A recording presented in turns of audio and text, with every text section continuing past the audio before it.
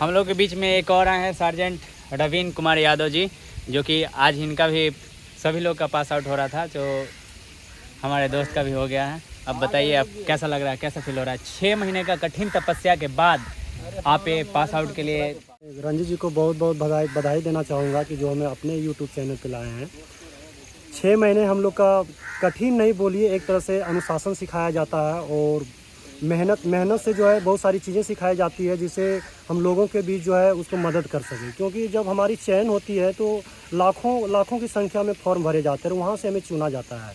और सर्विस का मतलब ही हिंदी होता है सेवा। सेवा का मतलब ये नहीं होता है कि सिर्फ हम जाएं और ड्यूटी करके आएँ और पैसा उठाएं। नहीं, सेवा का मतलब होता है जब लाखों में चुना गया तो कहीं ना कहीं आप अलग लोग उन लोगों से बेहतर हैं जो लोग छट गए हैं या जो अभी पढ़ाई कर रहे हैं, जो फॉर्म नहीं भरे हैं। तो उन लोगों को मेहनत करना है, जो पिछड़े वर्ग के लोग हैं, जो मतलब किसी तरह समाज में असामाजिक तत्व को बढ़ावा दे रहे हैं, वैसे लोगों को मदद करना है।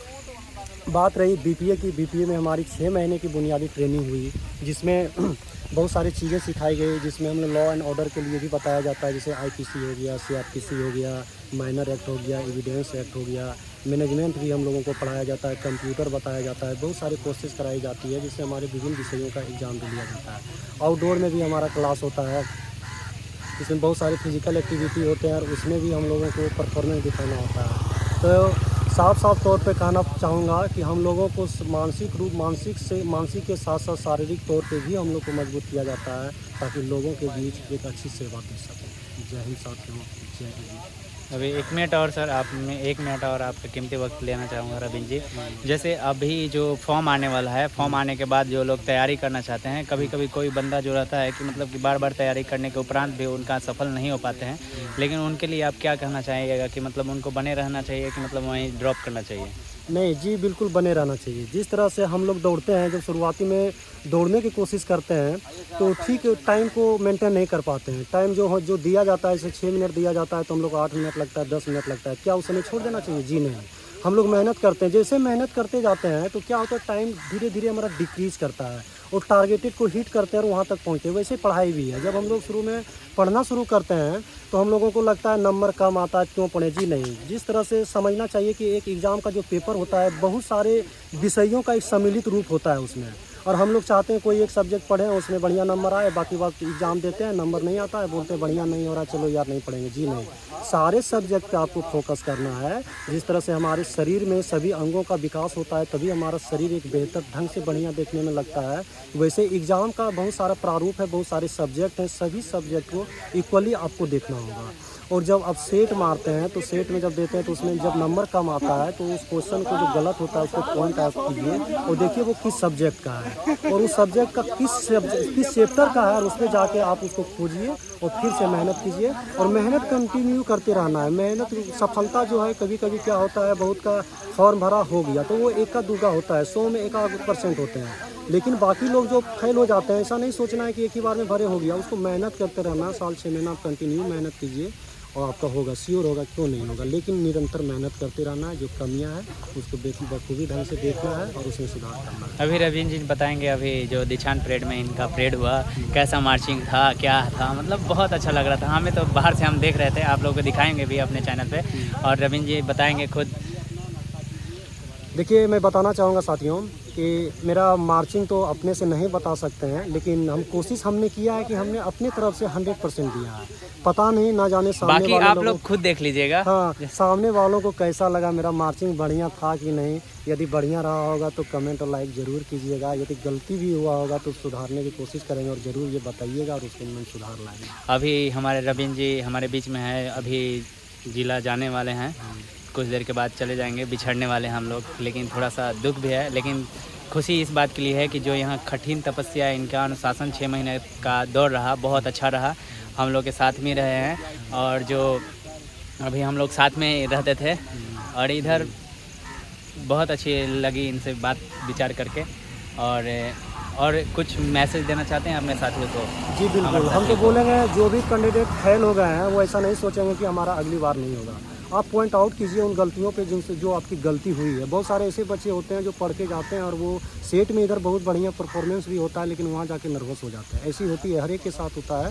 शायद मैं भी बताना चाहूँगा कि मुझे भी बहुत सारा क्वेश्चन मेंस में पता था, लेकिन मैं भी 8-10 क्वेश्चन गलती करके आया था। और गलती होती है, आप जो पढ़ के जाएंगे वहाँ पे गलती हो जाती है, लेकिन आप बेहतर ढंग से पढ़ेंगे, कितनों गलती हो मुझे मेरिट से कोई नहीं रोक सकता है। आप कंटिन्यू मेहनत करें और लगन के साथ मेहनत करें, औरों को नहीं देखें। आप सीधे समझें कि मुझे करना है तो करना है, क्योंकि एक सीट आपके लिए काफ़ी है, क्योंकि एक सीट के लिए आप एक ही फॉर्म भरते हैं। ऐसा नहीं कि 5 सीट के लिए भरा जाता है, तो एक सीट 2000 सीट में एक सीट पाना कोई बड़ी मुश्किल बात नहीं है। मेहनत कीजिएगा तो ये डबल स्टार या ट्रिपल स्टार भी कम कर जाएगा। यही बात है रवीन जी, आपने जोश भर दिया बंदों के बीच में, हमारे बीच में भी भर दिए हैं। हम भी कोशिश करेंगे आगे बढ़ने के लिए। लेकिन एक और चीज़ बताना चाहूँगा सर कि मैं रेलवे में 7 साल सर्विस किया हूँ और मैं ग्रुप डी में पोस्ट पे था। मैं 7 दिसंबर 2015 को सिकंदराबाद जोन में ज्वाइन किया था, फिर उधर रिजाइन किया, फिर मैं इधर जुलाई 2019 में ज्वाइन किया पटना बोर्ड में धनबाद डिवीजन में। सर तो मैं ग्रुप डी के पोस्ट पे रहा और उसके बाद ना जाने कितने बहुत सारे मेरिट में मैं छटा हूँ, फिर प्री निकाला हूँ, मेंस निकाला हूँ, बाकी बाद इधर भी मैं मेहनत कर रहा हूँ। तो कंटिन्यू आप सर्विस में भी करते रहिए। जो सर्विस में भी ये मत सोचिए कि जॉब हो गया तो अरे यार टाइम नहीं मिलता है। यदि अधिकारी सर आपको बनना है तो मेहनत आपको ही करना पड़ेगा, ना कि आपके भाई बहन माता पिता और आपकी वाइफ को करना पड़ेगा। अधिकारी आपको बनना है तो मेहनत आपको करना पड़ेगा। चलिए रवीन जी, एक और चीज़ बताइए, जो कि आप बुक स्ट्रेटजी क्या बनाए थे? बुक स्टडी सबसे पहले तो आप न्यूज़ को पढ़िए। न्यूज़ का मतलब ये नहीं कि न्यूज़पेपर ही लेंगे तो हम न्यूज़ पढ़ेंगे। न्यूज़ में आप बहुत सारे, जैसे डेली हंट होता है, बहुत सारे उसमें हैं, आप उसको सब्सक्राइब कर लीजिए, पैसा नहीं लगता है। और प्रेस या PIB होता है, press information bureau of India होता है, उसको भी आप ऐप डाउनलोड करके रखिए। वो डायरेक्ट हमारा NIA से हैंडल होता है, वो केंद्र सरकार का है पत्र सूचना। वो वहाँ से सारे न्यूज़ आते हैं और बहुत बढ़िया आता है, उसको पर डे पढ़िए। पेपर लेने में सक्षम है तो पेपर लेके पढ़िए।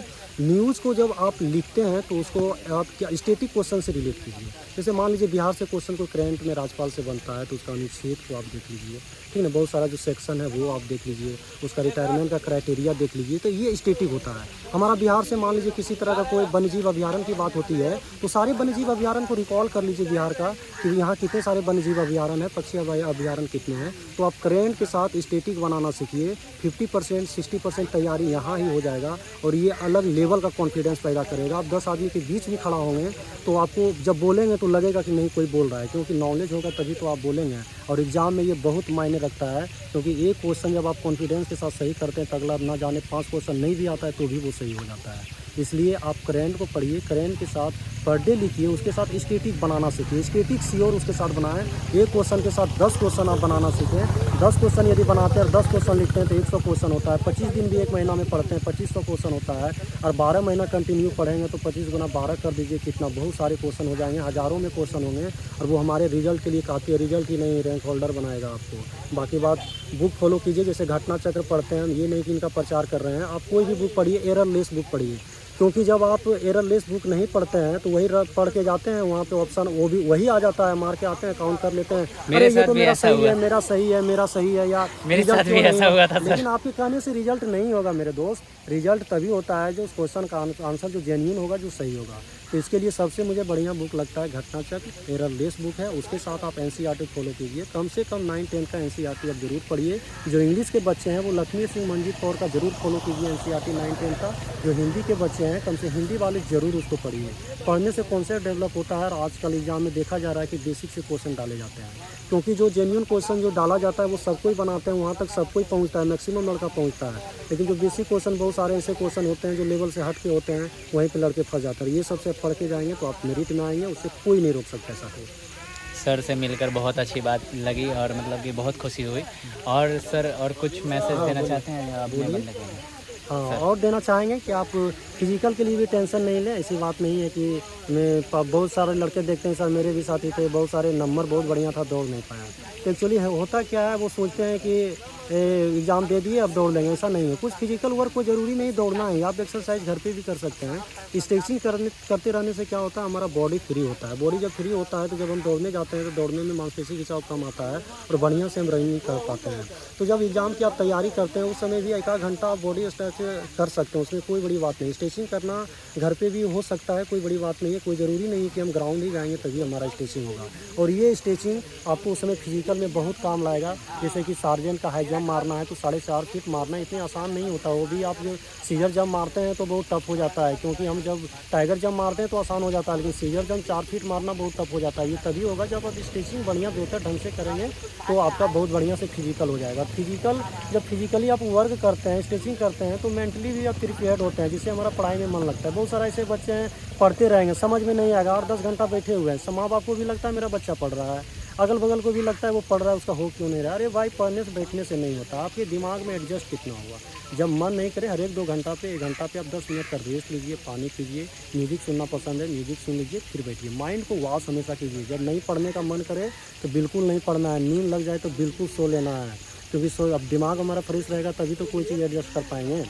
और बाय ज़बरदस्ती नहीं पढ़ना है, ऐसा नहीं कि बाय ज़बरदस्ती एकदम बैठे हैं 10 घंटा, कोई दिमाग में ही नहीं आ रहा है, तो इसे में हेल्थ प्रॉब्लम भी हो जाएगा और कहीं आप सक्सेस भी नहीं कर पाएंगे। इसलिए मेंटली प्रिपेयर्ड होकर पढ़ना है।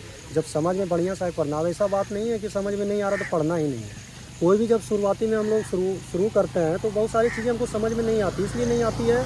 ठीक उसी प्रकार जब नए इंसान से हम मिलते हैं तो उसके बारे में नहीं जानते हैं तो उससे हमें बोरिंग फीलिंग होती है। तो वैसे जब स्टडी करते हैं तो उस समय भी मुझे ऐसा एक फीलिंग होता है कि बहुत सारे सब्जेक्ट हो जाते हैं। जनरल कंपटीशन में बहुत सारे सब्जेक्ट होते हैं जो हम नहीं भी जानते हैं, उससे भी सवाल पूछे जाते हैं। तो हमको लगता है क्या पढ़ें नहीं पढ़ें, जब कोरिलेट करके पढ़ना शुरू करेंगे सारी चीज़ें आपका कंपाइल हो जाएगा और रिजल्ट आपका श्योर होगा और पढ़ने में भी आपको मन लगेगा। नहीं कुछ हुआ तो इतना जान लीजिए, 10 आदमी बीच बैठेंगे तो इतना बेहतर बोलेंगे कि समाज वाले लोग तो एक बार ज़रूर ताली बजाएंगे। बहुत बहुत धन्यवाद। रवीन जी भी 7 साल रेलवे में सर्विस करते हुए रैंक होल्डर बने हैं। मैं तो आप लोग के साथ हूँ ही, जो कि मतलब 6 साल सर्विस करके फिर रैंक होल्डर बना हूँ। तो आप लोग भी कोशिश करिए ताकि मतलब रैंक होल्डर बनिए। जी ओके, बोलिए। जय श्रीमान। मैं जाते जाते आप लोग को जय हिंद करना चाहूँगा, सैल्यूट। जय हिंद।